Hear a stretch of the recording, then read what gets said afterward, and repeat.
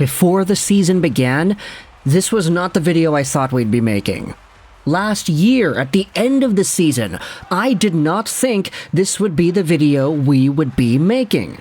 But it's the start of month 2 in the NHL 23-24 year. November 11th, of course, Remembrance Day, Armistice Day. Very big opportunity for us to reflect on the past and show appreciation for those who served our country. But on this day, I see clearly a matchup between the two top goal scorers in the NHL.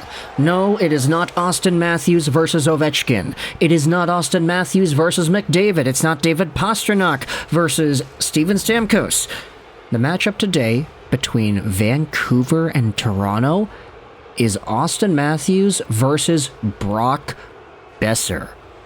Today, we are going over the Brock star himself. You saw the thumbnail, you saw the title, you clicked on this video. Don't get ticked off at me for branding the video this way. You're the one who clicked on it. Today, we are going over Brock Boeser and the absolute superstar he has turned into for 23-24. Brock, at this point in his career, is a commodity. 26 years old, still the same 6'1", 207-pound right-handed right-wing forward, making $6.65 million a year. Up until this season, that contract was honestly seen as a little bit of an overpay, especially when you consider the context surrounding Boeser and his profile. The past few years have been riddled with injuries and poor starts for Brock. And at face value, you could look at the past 2 seasons and say, okay, well, that's not that bad. I mean, last year he had 55 points in 74 games played. The year before that, 46 points in 71 games played. Not the best, but not terrible. The thing is, Brock has been in a position where over the past few years, the expectations and the realities have been so varied that really, the only year where we could probably say he was at his best was his rookie season. 55 points, 62 games played, and 29 goals. Tough to believe, but that rookie season was now 7 years ago. Oh my gosh. Like, we are almost in 2024. Brock Boeser's rookie season began in 2017. My goodness, time flies by, doesn't it? But for most of us Canucks fans, it's really easy, especially the ones who have been here for a while, to kind of replay every year in the Boeser story, like, side by side. His rookie year was the year where everything changed. He was supposed to be like Vladimir Tarasenko level good. He was scoring all these goals. The Sedins were on their way out. Boeser was the new face of the franchise. And we had people like Sid Sixero on Tim and Sid saying that this guy could be the next captain over Bo Horvat. It was a pretty big deal. But he got injured.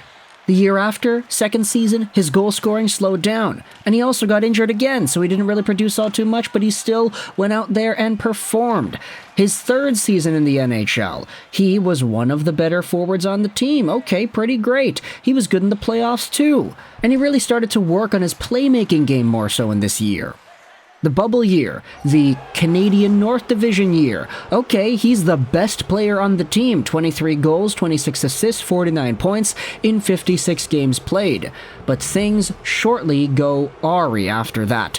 As his point production starts to decline, his position in the lineup doesn't really seem as valuable as it was before, and he is plagued more so by those slow starts that we had talked about.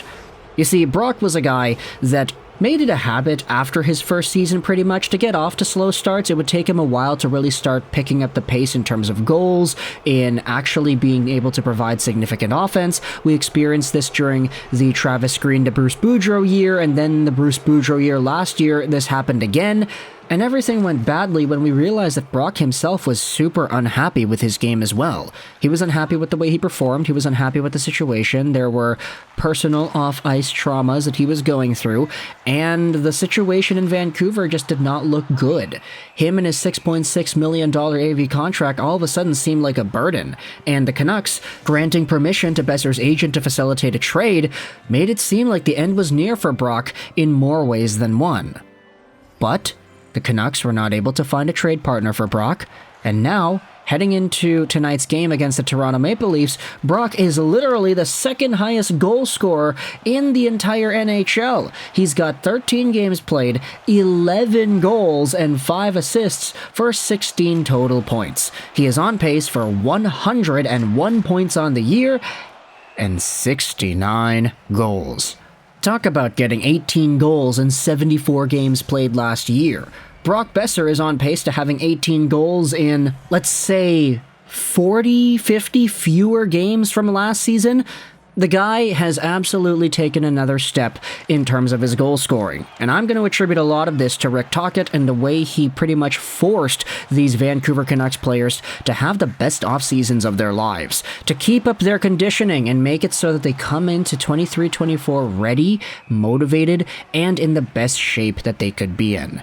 Brock Boeser benefited from this heavily, and he's making the best decisions on the ice that we've seen him make in years because of it. Even with the goals, he's not scoring like the on-the-rush wrist shot goals every single night like he was in his rookie season. He is instead just being a more methodical, well-placed goal scorer, net front on the power play, digging in for rebounds, being at the right place at the right time for cross-crease passes. Brock has been a total Brock star, and he himself is pretty much saying the same thing. Here's an article from Ian McIntyre yesterday. Now at peace, Boeser reemerges as a force for the Vancouver Canucks. This is what JT Miller says about Brock Boeser. You could see he is different, a different mindset over the summer. I'm just really proud and happy for him. It's a dark point to go through the stuff like he did, and for him to rebound and play the way he can, play with aggression and passion and some fire, I'm just happy for him. Boeser's friend and teammate Elias Pettersson said how much he's gone through with seeing his dad and dealing with that for many years. It's very good to see him happy and playing well, and obviously scoring a lot of goals. I've seen the change on the ice. Here is what Boeser himself says about his season so far and how he's feeling about it all. I think I'm just getting back to how I know I can play. I think the headspace thing kind of is the first key to everything. I feel motivated. I want to win hockey games and I feel like I can think clearly and don't really have any distractions bothering me. It's a big relief. I just knew how I needed to play when I came back.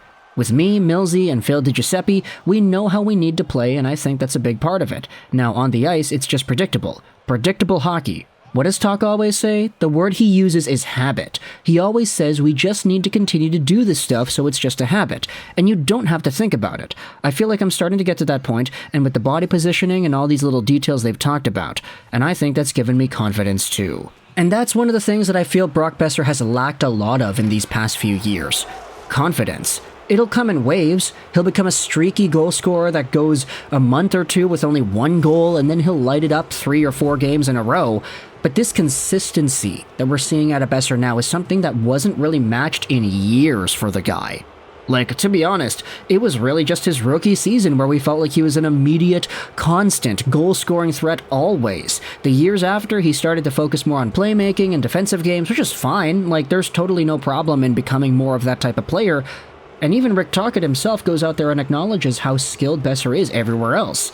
Brock, for me, like the relationship we have, he's a studious guy. I didn't know that. Like, he really knows the game. I'll be honest, in practice, he's probably one of the guys I want to start a drill. He's one of my top 3 guys. He very rarely screws up a drill. I put him out the last minute of games. I think that's really got him confidence in what I want. Puck along the walls, he's starting to win those battles a lot more than he did last year. He's got that big empty net goal for us.